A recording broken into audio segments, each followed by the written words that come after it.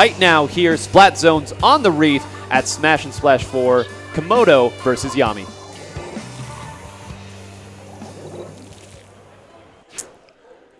So already looking at it, we see Mullen bringing out the Sorella-brella. That was an interesting pick here. Mullen known for his ability on the buckets, all of them here. Going with the Sorella-brella really wants that bomb rush and the ability to kind of get in and be a nuisance by himself. Yeah, you've got Lux obviously on the heavy, his strong suit right there.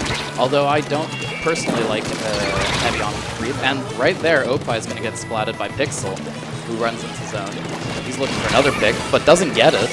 That was a really interesting opening. You saw all of Komodo kind of spread themselves out there, whereas Yami kind of all went and established control of that bridge, kind of exchanged a little bit. It does look like Komodo got the better of it there. A couple people did go down. You see Tetsu there going to be the one running in with those Dapple dualies, trying to play that frontline pressure. But you got to be careful. Just because you're a Dapple doesn't mean you'll always win. Yeah, exactly. Now you've got Mullen trying to lock down left side. Doesn't look like there's too much action there, which is, I guess, better for him. And just as I say that, commentator's curse right there. Well, that's the thing, though. When you see a Brella, your first instinct is to say, oh, let me not immediately go one-on-one with the Brella, because it's so difficult. As we once again see Spec and Riolu going down here, that jump is going to get punished, but there's not a lot of time left. Oh god, yeah, they've got to make a push right now, but it doesn't look like Lux is going to have it. He shuts down Bridge real hard. Real hard indeed. real hard. Jump back down here. No one in sight to put anything on that zone. That's about a clean win right there. That is about as dominant as a game one you can have. They established control very early, got the zone, and they really didn't. I know this KA will not show that Mullen had a big game, but you saw they put people on that left side to try to do something for Mullen. And they just really couldn't. They just immediately went back to the other way. At that point, Lux had already pushed up onto the bridge, and it was just a little bit too much for them to deal with. Maybe a more open map, which Sturgeon Shipyard, a little bit higher map, some more verticality. They can kind of play around with that a little bit. Maybe that'll help them. Yeah, so let's look at what next map is. And it's Rainmaker Sturgeon. Okay. Rainmaker Sturgeon Shipyard. Got to move a lot on that map, that's for sure. You do have to move a lot on that map. It's one of the, I think it's one of my favorite maps to play Rainmaker on, and I'm very glad that it's in here because the de facto, going left, it just becomes what a lot of people think. But more recently, I've heard people talking about how left, you can get to a certain threshold a little bit earlier, but because it's such a narrow path, it's sometimes hard to chew up those extra points. Yeah, especially at the end. That final push is just brutal because you're so close to their spawn at that point that it just keeps on getting harder and harder the more you progress to push forward. And there's really not a lot of room for you to like hide. If you go up the middle, and I'm not saying that middle is always the way, but if you do go up that middle path, you do have some verticality to play with. You do have those slopes. There's just a little bit of room for you to kind of maneuver around, and you'd be amazed at how fast the points go if you go mid. Oh yeah, definitely. Especially if you know, you've got someone flanking around on that sponge. I actually find that people don't pay too much attention to it. But it can actually really pay off if somebody makes use of that and, you know, infiltrates their defensive line. So we'll see here. The question for me is going to be, what are they going to do about Lux? Because Spec, known for the rollers, Red has an incredible forge. Tetsu on the dually is very strong, but in this modern meta, you have to have something to deal with that range. With the range, I mean, maybe it's an auto bomb. It's just consistent pressure with various other bombs. Maybe it's an inkjet, but you've got to do something. And Lux is one of the best doing it. And Lux on LAN is scary. That is another beast altogether. So I think before we get any answers on what Yami's going to do to win, they're going to have to answer that one. Oh yeah. Look at that. Look at Pixel, so focused in. And as I say that, he picks his nose. So, you know, commentator's curse. Can't expose him like that, man. We do see Pixel on the squeezer, though. That's not one that I'd expected to see here. I know Pixel's been a big fan of the weapon for a while. And it looks like they're going to bring out a Dynamo along with a Rapid. So they do have some options to try to push Lux off. But Lux is going to sit up here on the top, and he's not going to move until given a good reason to. Oh, yeah, definitely. I mean, the Rapid is definitely a really good contender against that heavy there. And that brush takes out the Dynamo real quick. Opie going around looking if he can get another pick right there. Yeah, right again. I mean, I know we talk about the beginning and how open it is, but you saw that that time the T-Tech ran in just a little bit haphazardly, thinking that they had an open shot at one of the players, but Opie was sharking around the mid and kind of came back and almost made that into a bait situation and punish, already taking it down to a 2v3. They didn't get a whole lot out of it, but they do have central control here. Yeah. And too many of those instances and it might go the other way. Yami right now trying to get some good control, doing a good job of it. Lux is watching it, making sure they don't push up too hard. And then you've got Opie being all sneaky under there. Yeah, they're looking for him right now. How did Opie end up there? I have no idea. He's just doing Opie things. That's what he does. Very, very crafty. Unfortunately, gets punished for it there. But that's creative. I didn't even know you could do that. That might be the safest spot I've ever seen to pop the Rainmaker shield from. Go in a spot where you can hit it, but it can't hit you. Tetsu a little bit out of position. The rest of the team is in position to kind of slow it down. Mullen going to be the one opting to go with the push here. Not necessarily a bad idea, but it was kind of just in an awkward position there. Yami was in a good spot to shut that one down. Yeah, that's the thing about pushing right, is that it can definitely bear fruit, but you have to push that way when you've got a man advantage. Otherwise, they're just going to be able to shut you down pretty easily with all the cover they have. And it was kind of an awkward timing too, right? They had the advantage, but the two that were coming back from spawn kind of identified that the threat was going left and went that way from the start. Spec picking it up, I agree with that. The Dynamo Roller not going to be the best frontliner. Their main frontliner did go down. This is an important duel that Pixel does lose. Spec's going to make the jump. He's going through the hull. No one's there to stop him. And they're 3 down. Oh. No one's there. You can just run it up there. Oh, he's so close. Wow. The 1 point meme, of course. The 1 point meme there, but that is a pretty good push. That's a great lead right there. All they have to do is defend it. And so far, they're going to have they've got a lot of land to cover, that's for sure. They do have a lot of land to cover, and looking at it right now, I don't know that Komodo is best tooled to make this push, right? They don't have the typical front line. I mean, they do, of course, have Opie, but that's kind of a... It's not the same frontliner that you'd see from maybe a Dapple or an Emperry or a T-Tech. It becomes very difficult to push there, and they don't really have a traditional pushing special. They have the bubbles, but they don't really have the best composition to push off of those bubbles unless they combine it with the Bomb Rush. So... Yeah. Not the best tool to bring this one back, and right now this is looking much better for Yami. Yeah. Kitty Girl trying to get killed, doesn't get it. Spec picking up the Rainmaker again, that's good. And then they pop this, Komodo popping the Stingray, trying to shut down the Rainmaker right away before they can even get a push off. Yeah, you're starting to see, that was a great direct, but that's going to pay with a full wipe going down. The leader of that push isn't quite able to make the jump, but the Rainmaker's going to sit up here. They're going to kind of reset the situation here. It has just been all Yami. Yeah, they definitely see that push coming. They're trying to do whatever they can to stop it. But the Rainmaker's not having it. Spec sees what they're trying to do, and he's just trying to buy time at this point. Yeah, well, last one up left alive, so hey, why not? They're going to try to get a super jump in here. That timer has to be ticking down pretty heavily. Just over 10 seconds left on the clock for it right now. He's got to be careful at this point. He's just going to have to run for his life and try to get as many points as he can. Yeah, and that's a fine position to put it in, right? They're going to be able to put a little pressure in, although Tetsu does get taken down a little bit too quickly there. I was about to say if they're able to get a jump in, they could maybe keep that pressure up there. Yeah. But I think they think better of it right now. They're just going to go back and be content holding mid. So now Komodo's just trying to push everyone out of their top right. Having a tough time because Yami just keeps pushing back in, but it looks like it's clear now. They're squirrely. They're going to use this. I like the idea of using the Stingray to try to get a pick or something here to give themselves an advantage to kind of push back in. Sometimes if your Stingray takes somebody out, it gives you the, just kind of a positional advantage. And they do have 2 down as a result of that. Tetsu was able to take out the person who I think they were going to have pick up the Rainmaker there, and it all just kind of fell apart from that. But I like what I saw there. Just it didn't quite work out the way they wanted. Sometimes you lose the 1v1. Yeah, you've got Yami that just constantly keeps paint control over in mid. Now they're working the push over, but it doesn't work. Pixel doesn't have it with that squeezer there. Yeah, and it's the foil squeezer too, and I think one of the reasons that the squeezers are receiving a lot more love is because of the foil squeezer. Oh yeah, that kit is great for it. It's a great kit, and anytime that you see a new variant of a weapon that people start to play, it's just good because it always brings like a next level of development to every part of that kit. Oh, that inkjet! Holy cow!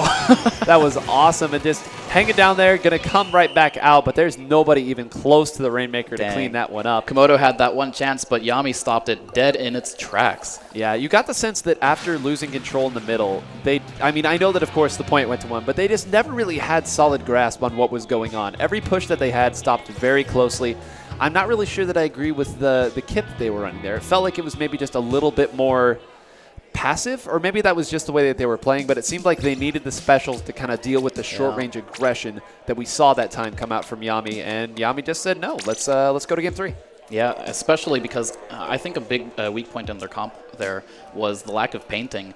Yami just kept paint control the entire game, and Komodo didn't really have anything to answer to it.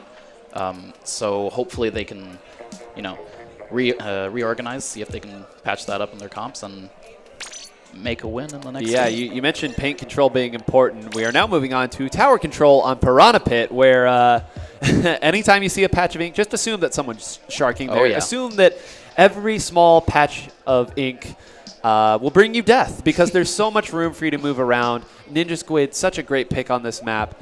And you really do have to do a good job of holding it because that tower moves so slowly. It takes the most oblong and awkward path, putting you in harm's way pretty much the entire time. So, yeah, paint control is going to be really important here. Absolutely. I would look, like you said, for Komodo to adjust to something a little bit different. It wouldn't surprise me at all if we see Pixel go back to the trusted, tried and true Tenatech splatter shot that we all know him for. Yeah.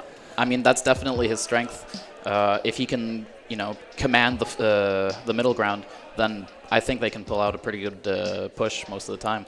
And if we do, well, I guess we're definitely going to get a game 4. It'll be Clam Blitz on Snapper Canal and then Splat Zones on Mako Mart for our game 5 if it's necessary. But pretty even right now, a knockout in game 1, about an inch away from a knockout in game 2, and just a very dominant performance here. So, you get that a lot with teams that are this closely matched, right? It's never like you would think, oh, two teams that are closely matched, that's 50-50, 50-50 the whole way. But it can really kind of somersault back and forth. You take the best punch, then you throw your best punch, and it just kind of keeps going back and forth. That's just it. One good team gets one good push and manages to win the game really hard off it.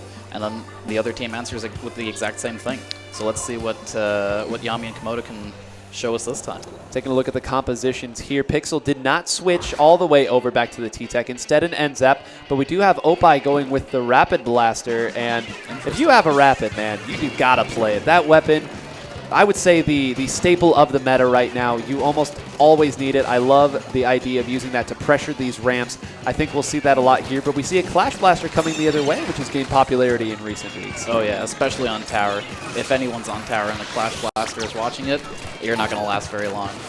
And it is the Clash Neo, so we will not see the Stingray coming out here. But with a long map like this, I really like the idea of going with these curling bombs. And that's a wipe right there on Komodo. That's a full wipe. And Yami just pushing that tower. Walking this all the way up. Easy peasy. Spec does go down there. Was in a strong position, but Komodo did a great job of dealing with it. But getting past that second checkpoint already is going to pay them huge dividends all throughout the time. This push still isn't really all the way gone. Pixel's the only one left. Yeah, exactly. He's trying to do what he can, but unfortunately he gets 2v1. That opens the door for Yami to pick up another push going. And all this room that these players on Yami get to play with right here, just able to swim around. That was a really, really nice pick there by Mullen, kind of holding things down, dueling Stingray's laser show in the middle of the map. Spec trying to get as many points off the tower as he can. And they're fine with that, right? Going down there isn't a huge deal for them because they're going to be able to come back in and defend really the opponent's side of the map, right? Because this map has such a unique shape where you can go directly right out of your spawn and be what's really an enemy territory here. That's where they've lived this entire game. Yeah, Pixel's in a tough spot. He's trying to get out alive now. Oh, fighting those Tetra duelists with the infinite rolls there. Flipping and sliding. Going to continue to put the pressure up here. Tetsu been one of the people that has kind of been a pioneer of this style of weapon, right? Played the Dapples back when they weren't as big of a deal here in our scene. And now using the Tetra dualies here. They're fine weapons. They're going to continue to slide around, getting a little outranged. Maybe a little bit more than he could chew here, but look, the tower hasn't even gotten back to neutral. 2 minutes have passed in this game, and the tower hasn't returned to neutral. Just shows you the ferocity that Yami has. Even though they got knocked out in that first game, they said, no, we're still here. We're here to play. Here to play. Pixel just, again, going in. I understand trying to clear something out for your team there. Just doing, like, now they're at least able to push the tower here. They're able to build some points here. But there's a counterpoint to that, which is called the Stingray. And the Stingray, along with 3 members of Yami, they're going to kind of put that one to bed. And then, of course, Lux right there answering with his own Stingray, trying to get people off the tower so that they can continue their push. Opie's fighting the Dynamo right there. Opie, he ran out of ink there. That's not something that you can see in spectator mode here. Had that shot lined up, but ran out of ink at the worst possible time. That does still happen. Sorry, even the Rapid runs out of ink eventually. But, I mean, it just... I think that's just part of the theme of the map, right? There's just...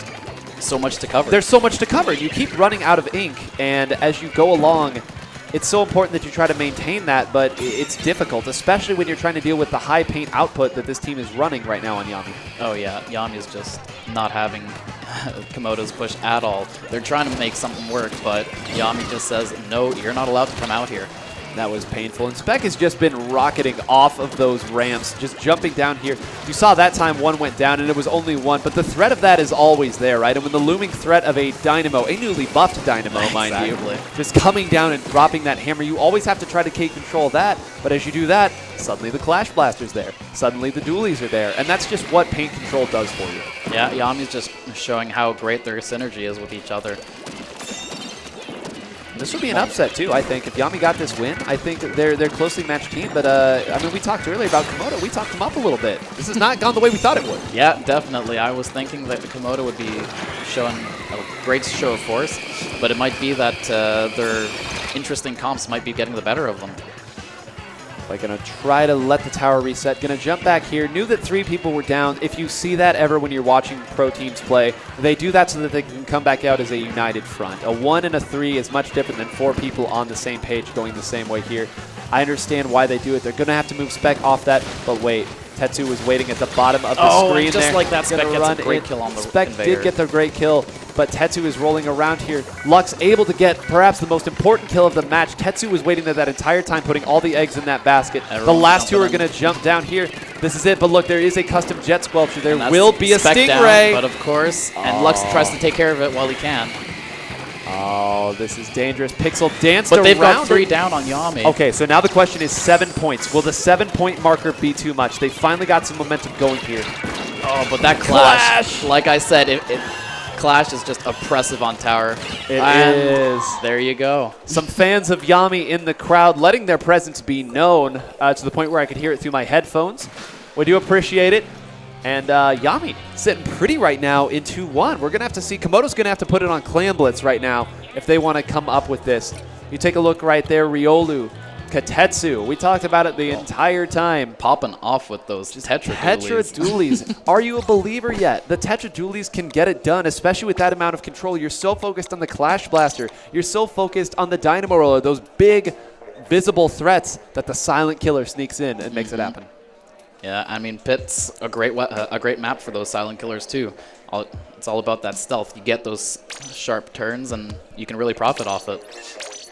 Now we're going to look at Clan Blitz Snapper Canal. That's an interesting one, to say the least. Yeah, so the clams here are spread out quite a bit, which I guess makes sense because it is a wider map. But for those of you who aren't familiar with the mechanics of Clan Blitz, the clams outside of the first 10 that are 10 on each side that are kind of divvied up so that each side gets close to 10 clams on their side, they spawn in pods of 4. And those spots that the 4 clams spawn never change, and it's an algorithm that determines where they change here. But because those pods are so spread out, it is very deliberate and difficult to build up the power clams that you need in order to push in here. And what's more, it's very open on both sides. So once you do build those up, it's not the most difficult for the opponent to defend. Of course, there's the classic run in with the baller, throw in some bubbles, jump right down. But you can see the threats coming. It's not like other maps where you just kind of have to pick which way they're coming in and then work through that. You can see where it's coming, but it's not the easiest to stop it. No, that's just it.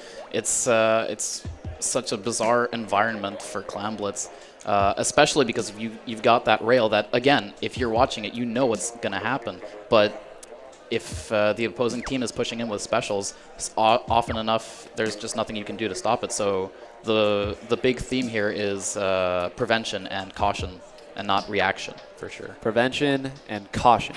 One good thing about this is if you get wiped, the opponent really can't run immediately up to your basket, right? It's a long enough map that you can afford to kind of go in, put all of your resources into one push, and it doesn't all fall together. Now, that's still not ideal. You'd like to be able to get in clean every time, but I really think that whoever takes map first and kind of holds that momentum will win. I expect this to be a fairly low-scoring game.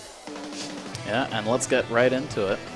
Oh, Tetsu bringing out the Bamboozler. Oh, let's go. Bamboo, so many people who play Bamboo have told me that this is its best map. They love the range. They love the angles that they get to play it on.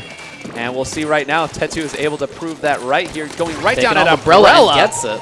Wow, all right. How's your Umbrella versus Bamboo matchup, Minato? It's not as good as Tetsu's, that's for sure. Already sitting here, and you kind of see it, right? It sits at just that nice sweet spot where it can continue to kind of pester you right there. It's not always critical range, but it's just enough. They've already gained control of this left They're side. already making a push. Oh, Tetsu getting the kill with the missiles. But it looks like they're getting some trouble over on left. Mullen getting the kill on the splat on Tetsu. I'm not sure how many did they even have a power clam there? I think that they had seemed enough very clams, but quick. They didn't disperse it properly, I think. That went very quick. Because of that, Komodo going to get the punish here. Oh, by Pushing in running with all their specials. with the baller here, going to continue to put as much pressure as they can on here. 56 points, not a bad initial push. They are going to get punished for it, pay for it with everything they have. Lux, of course, being the anchor, the last one up here. Going to get a little bit of insurance. I love that. When you have one person left, the opponent has taken everyone out, they start to push back out, and you just take out one. Just one to slow the momentum enough, and now they're able to keep control of mid. Yeah, just like that. And Komodo's just not going to have it. No, they're much better game here, and they have the lead early, which is something that we haven't seen. These last two games, they have been the ones that have had to play from behind, and in pretty big gaps, I might add, from behind. So now they're going to keep aggressive here with these two power clams, but it's just a much different game when you can feel safe on defense. Yep. Lux just looking for the right opportunity to push with that power clam over there, but he's definitely being watched, being called out over there.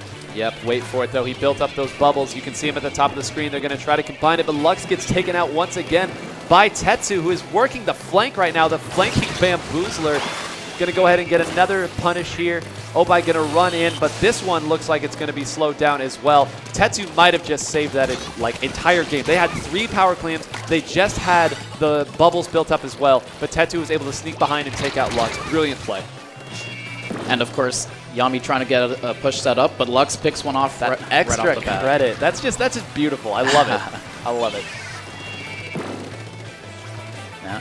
Now you've got Lux just watching their jump, watching all of right side, making sure he can shut down a push if they try to go that way. Whereas the rest of Komodo is just trying to make sure they can keep control of mid so that they can't lose clams. Bit of a bold, kind of hopeful push right there. Lux sitting up there. I love the idea to use these bubbles right here to just push Lux off that position. Obai goes back over, though. Great job. That was so brilliant to move up, knowing that they would think there'd be nothing left there, and put that there. Now Lux rotates Lux back over. right out. That is perfect defense, right? Lux goes down, so they push up. Obai switches over there with the bucket that can safely pressure that spot. And then when Obai runs away, Lux comes right back over. Great defense, great rotation. And it looks like Yami's trying to pull a similar strategy right there. Hey, why not? If it works for the opponent. Pixel running in on That's great adaptation, but it looks like Opai slips right through, trying to get the power clamp, but gets splatted right down. Too much pressure right now. Pixel waited just long enough to pop that inkjet. Mullen going to continue to sit there and be a nuisance. I think he was spinning in the middle of all that, too. It's quite possible. Just for a little bit of added flair there. Down to 27. They are going to go down here, probably lose a little bit of mid. Obai is the last one up there. Just going to try to hold position, make sure they don't lose everything for that. But this has been a much different Komodo. They just seem much more decisive. They're getting their 1v1s. They're pushing in. They're rotating over. They're helping one another. See the pro trying to get the pick. He's so close to it, but he doesn't get the third shot. Oh man, Pixel showing his skill with that T-Tac. That one hard juke, that's all it takes. And what's more, because this pick, oh, they really didn't coordinate that one well. You take him. No, you take him. Yeah, now they're just waiting for more clams to come on the way. Pixel trying to get a sneaky kill possibly. Oh, he misplayed that. I don't think he went all in on that jump. If he had gotten in there, there was the opportunity for a double, maybe even a triple. Yeah, I think he's just going to paint it up on the left to try to get Inkjet, maybe help out with that push. And now comes in the defensive part of Clam Blitz. If you have control of the clams on the map, there's a finite amount of clams that can be on the map at the same time. If you have enough of them, your opponent can't pick them up. You see now they're at 16. These bubbles are going to come in. Both sides, kind of a desperation attempt on defense and on offense. The flank is going to come in here. Oh, this could be some plays here. Oh, but power clams. The power clamp gets spotted, and Obai takes it out right away. I feel like there might have been a better way to shuffle that last clam up there. Spec running for his life. Run away as hard as they can to try to make something happen, but this is a much more decisive victory, I would say. We're going to be sitting by that last one. Lux does go down, but that's okay. Nobody's going to pick up that clam. We're going to a game five on our first set here in Floated Pools. Let's go. This is, like I said, kicking it off with a bang. This is what we wanted. This is exactly what we were hoping to see. You love it when teams that are this good go that well. And Lux. Lux popping off. Lux My boy. once again. That's a great map for really any long-range weapon I think you have. Provided that your frontliners can kind of keep the ship from getting any holes in it, you can kind of sit up on top of it and just clean things up, identify where they're going for, and those bubbles, great for pushes as we know. But this is one of the most fun maps to play Splat Zones on and watch because this goes in the blink of an eye, right there in the middle. No walls protecting it. Throw every special you have at it and just watch it work. Yeah, coordination is going to be key here because pushing into that zone is so difficult if you're trying to do that alone. You've got to push with your teammates, push with specials, and do it quickly because otherwise you're just going to get caught with your pants down. We'll see here. I don't think any team is going to radically change the way that they're playing the game, right? They've got some compositions that they like. They enjoy how it goes back and how they feel like they can get back in. That's going to be really important here, though, because this is one of those kind of like the Reef where it's open and you have lots of ways back in, but you have lots of ways to identify where people are coming from. Right. You can go far left, but a good pair of eyes is going to be able to spot that out. And if you go too far left, it's going to take you too long to get to zone. People can jump from mid, but everyone's looking at mid. You can go far right, but you got to be careful when you do that. So this should be a fun one. Let's keep an eye on the amount of specials that are used in this game, and let's see what specials are used. I think Bubbles will be big here, but Rain's a big one here. Bomb Rush. Can you use a baller to sneak in behind and force people out? So I know Inkjet is a popular one here, too, for pushing back in. Inkjet's, where's Inkjet not popular? Man, that special's so good. It's so good, so fun. There are some maps that it's not great on, but in general, it's pretty freaking strong. It is. We're getting in right now. I see everybody locked in. This should be an exciting Game 5. Komodo and Yami here. Our first set of floated pools, and we've already got a great one. All right, I'm excited to see those weapon picks. Seeing about the same what we've expected. Opie on the roller going to be very interesting. So both sides going with very, I would say, aggressive and movable comps right here. The longest range weapon that's on the map is going to be Lux once again, but even that's with the baller, or I'm sorry, the bubbler. That is not something that is aiming to sit back. That is going to be active and go up and make things happen. Yeah, Pixel running the N-Zap again, something that's more favorable for zones. Not to mention the armor is going to help his teammates with living a little longer. Nobody has the zone yet. It's been a close contested that does go to Komodo first. Trying to push Spec back here, but that's a 4-shot takedown. You can't get it in 3. It's got to be 4 there. Not enough. Spec going to clean that one out. Yeah, and now Yami just trying to get their push solidified. They capped the zone, but they've got to get some map control. Otherwise, Komodo's just going to take it right back from them. That's an awful matchup, man. poor Dynamo Roller. Can't do anything here. I mean, Brella anything is a bad matchup, am I right? I mean, there's something at least. There's something a little bit better than swinging once every 2 seconds, seemingly, but Komodo does a good job setting themselves up here. Keep an eye on where Opie is moving, trying to identify where the threat is coming from, kind of distracting them a little bit with these curling bombs. Going to try to shark up there if anybody does run in. The rain comes in. That's going to be a little bit too much. Specials fly, and what did we say would happen? Exactly that. There you go. Yami pushed in really nicely all together. Pixel trying to stop it, but Tetsu does not have it. Get up that close, there aren't many weapons that can out-duel the Dapples. It's just so much damage at such a close range. Just stay at range, you say. Well, it's easier said than done. Oh, and there are the specials coming out of Komodo. They're trying to take the zone back, and it looks like it works. And in these back-and-forth matches, the match is really decided when a team uses all of their specials and doesn't get the zone, right? That's really where it turns. You know that these teams are going to be able to take the zone back. They're going to know how to stack their specials, right? They're good enough to do that. The question becomes which team will use all their specials and not apply that penalty to the other team. Because then you start to lose the battle of the penalty, right? The penalty starts to tick down for one team and not for the other. Right. And that's really where those big openings come through. And it is just back and forth on this map. Like we said, both teams just going off on it. Mullen, again, just identifying these long-range threats that are a little bit slower, just going in and kind of signaling them out almost. Now this bomb rush is going to come in, not being used on the zone, instead kind of trying to keep them from pushing back in. They should be able to get the lead off of this and do. We'll see how much longer they can carry it. Mullen getting a great pick over there. He's trying to get another one, just stopping them from coming down on their top left. I think that ramp actually helped him a little bit there because it angled it up just enough so that the ink didn't fall on his head. The specials came in and they just barely are able to get the zone here. And right away, Komodo picks off Yami on their pushback. And that's a little bit telling right there. They got the zone, but only barely, and it took all 4 of them to do it. They're going to get another chance to do it. Pixel going out early could be the determining factor in this. We'll see what Tetsu does here. Kind of sharks around. Gave up his position with that mist. I don't know about that. That was... We'll see. Tetsu running for dear life now against Mullen on top of it. They're just... Wow, that would have been an insane live, but Opie gets the kill on the splat on Mullen. And that was really their frontline pressure in that situation. You see them push back here. It's not that they're playing passive. They know they have to build up their specials. You see a couple of them are up there. A couple of them have gone down. The armor's here. Opie's got to come up big, delaying it just enough. Will it be enough? Oh my God. No, it and will just like not. that, Yami takes it back. Wow, that one was close. That one was very close to being in danger. It's going to go back the other way immediately, but they at least bought themselves some more time. Both teams just trying to get control of the zone. Komodo doing a good job of holding it so far. Doing a good job of holding it. They know where the threat is coming from. They have the bubbles ready for luck. So if they see some specials come in, they're going to start throwing them out there. You see the bubbles have already gone down.